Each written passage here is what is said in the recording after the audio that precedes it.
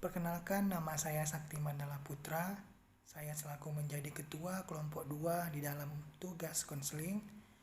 Adapun rekan dari kelompok saya yaitu bernama Hugo Lia Kerlin, Rosida Susanti, dan Reni Ayu Jenrato. Di sini saya berbicara untuk sedikit menjelaskan apa dari pengertian konseling. Pengertian dari konseling yaitu di mana prosedur inaktif antara apoteker dengan pasien, di mana supaya dapat meningkatkan pengetahuan serta pemahaman di dalam penggunaan obat. Adapun tujuan dari konseling ini di mana bertujuan untuk meningkatkan keamanan dalam penggunaan obat dan di mana mengoptimalkan hasil terapi serta meminimalisir risiko reaksi dari obat.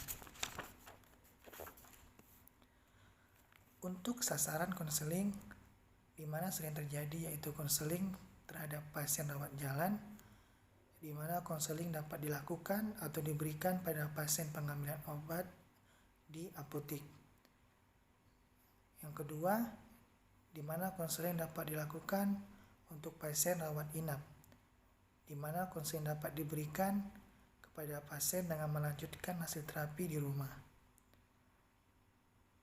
Masalah yang sering terjadi dalam konseling yaitu ada 3, di mana masalahnya faktor penyakit, faktor terapi, dan faktor pasien.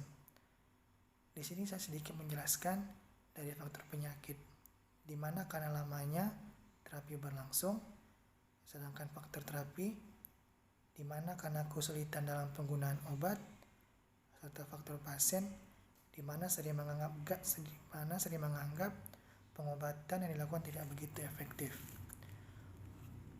Untuk faktor yang perlu diperhatikan dalam kriteria pasien yaitu ada 6.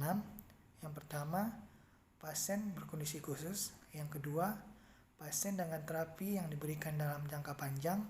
Yang ketiga, pasien yang menggunakan obat dengan instruksi khusus. Yang keempat, pasien yang menggunakan indeksi terapi terlalu sempit.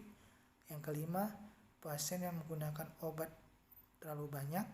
Yang keenam, pasien yang mempunyai riwayat kepatuhan yang rendah.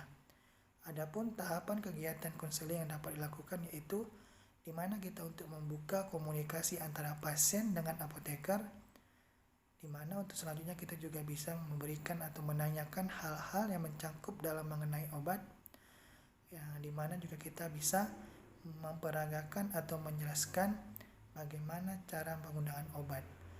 Mungkin sedikit yang bisa saya sampaikan atau yang bisa saya jelaskan di dalam mengenai hasil dari video ini untuk di dalam tugas konseling ini. Sekian dari hasil video saya ucapkan terima kasih.